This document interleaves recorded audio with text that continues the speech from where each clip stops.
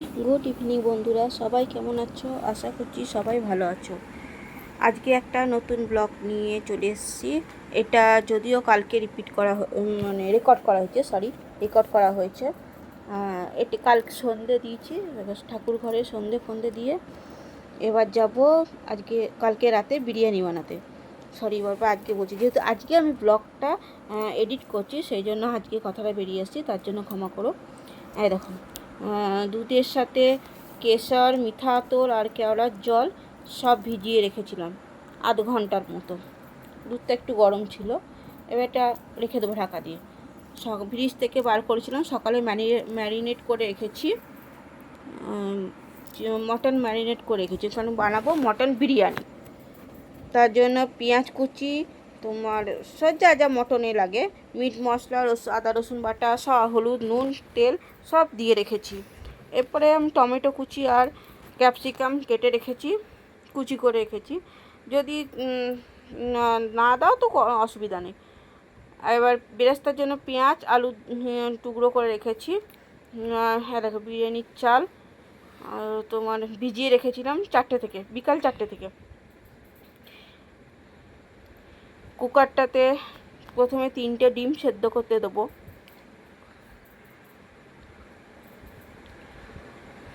তোমরা জানো আমি ব্লগটা একটু আমার প্রথম সবে শুরু করছি, তাই একটু যদি ভুল ত্রুটি হয় একটু ক্ষমা করবে।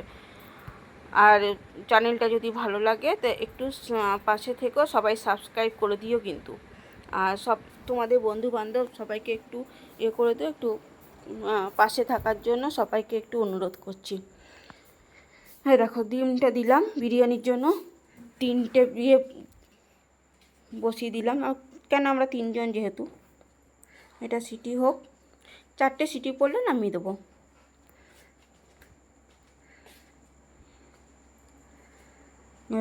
চারটে সিটি পড়ছে না, বন্ধ করে রেখে দিয়েছি।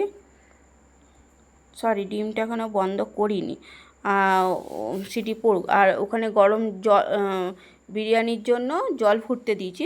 তেজপাতা, 2টো দারচিনি, 2টো লবঙ্গ, 2টো গোলমরিচ আর 2টো এলাচ দিয়ে দিলাম জলের মধ্যে।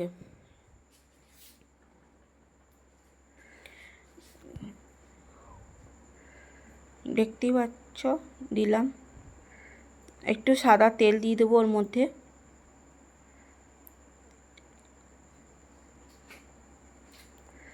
দেখো, 2 চিপি সাদা তেল দিয়ে দিলাম।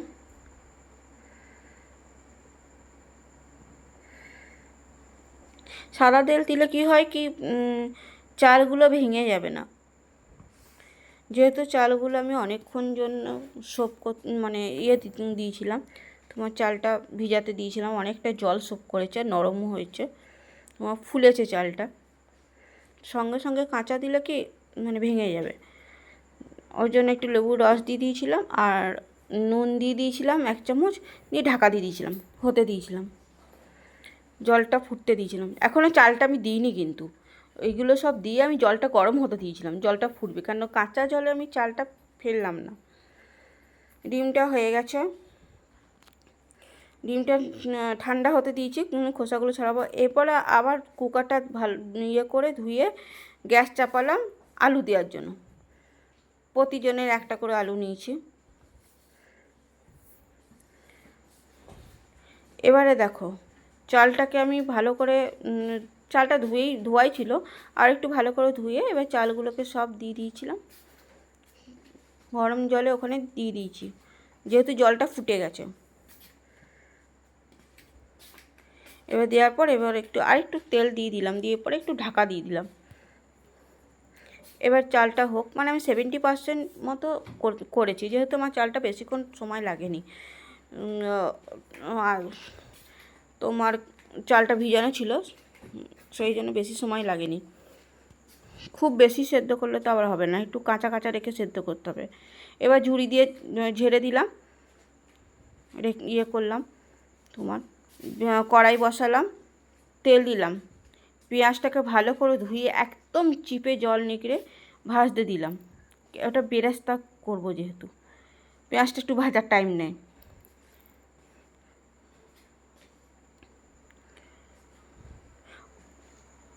একে একটু ভাজার টাইম নিচ্ছে, অনেকক্ষণ ধরে ভাজতে হচ্ছে। এবং ওই তেলেই এই পেঁয়াজটা ছেঁকে তুলে নেবো, যখন একটু লাল লাল ভাজা হয়ে যাবে এটা তুলে নিয়ে ওই তেলেই মাংসটা দিয়ে দেবো কষতে। আর দেখো তুলে নিয়েছি, ওই তেলেই মাংসটা আমি দিয়ে দিলাম।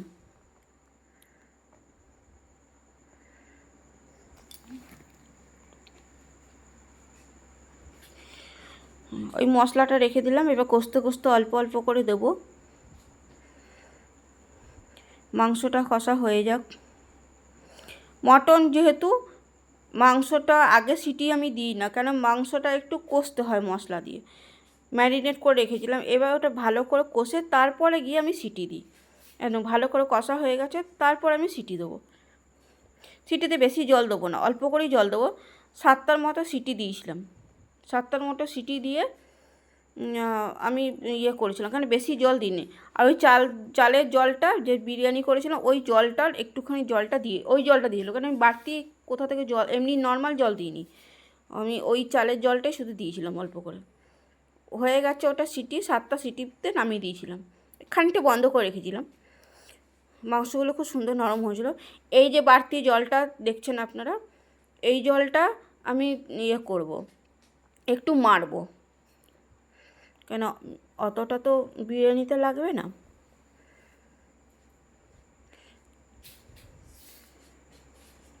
মাংসটা কিন্তু হয়ে গেছে খুব ভালো করে, না দেখুন নরমও হয়ে গেছে দেখছি।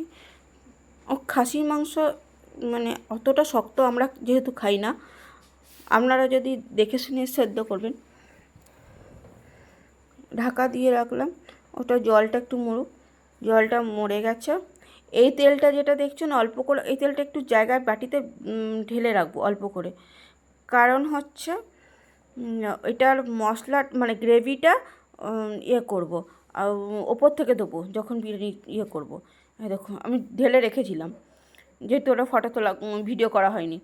চালটা অল্প দিলাম, আমি মশলাগুলো ফেলিনি, আপনারা চাইলে মশলাগুলো ফেলতেও পারেন চালের থেকে, যখন চালটা সেদ্ধ করেছিলেন। আমি কিন্তু গ্যাসটা বন্ধ করে দিচ্ছি, কারণ হচ্ছে আমার মাংস রেডি হয়ে গেছে, আমি সেরকম দমেও দিইনি কিছু না, আমার ভাতও রেডি হয়ে গেছে, আমার মাংসও রেডি হয়ে গেছে, শুধু এটাকে মিশাতে হবে। ওপরে বেরেস্তা দিয়ে দিলাম, আর একটু ছিটিয়ে দিয়েছিলাম, টমেটো দিয়েছি দেখতেই পাচ্ছেন, কাশ্মীরি লঙ্কা দিয়েছি, মানে যেটা ক্যাপসিকাম, কাশ্মীরি লঙ্কা বলছি, সরি ক্যাপসিকাম দিয়েছি। আপনি দিতেও পারেন নাও দিতে পারেন, স্কিপ করে দিতে পারেন। এটা দিয়ে এগুলো দেওয়ার পর এই দুধে ভেজানো কেশরটা দিয়ে দিয়েছি। ওপর থেকে একটু বিরিয়ানি মশলা দিয়ে দিয়েছিলাম। এই দেখুন মশলা এমনি মাংসের যে মশলাটা কাইটা ওইটা দিয়ে দিয়েছিলাম, যেটা গ্রেভিটা যেটা দিয়ে দিয়েছিলাম, আমরা মানে কাই বলি যেহেতু চলতি ভাষায়, এটা গ্রেভিটা দিয়ে দিয়েছিলাম ওর থেকে। আর আরেকটু চাল দিয়ে দিয়েছিলাম, দিয়ে লেয়ার করে দিয়েছিলাম। আমার গ্যাস অন করা নেই, আমার গ্যাস বন্ধই করা আছে, কেন যেহেতু আমার হয়ে গেছে।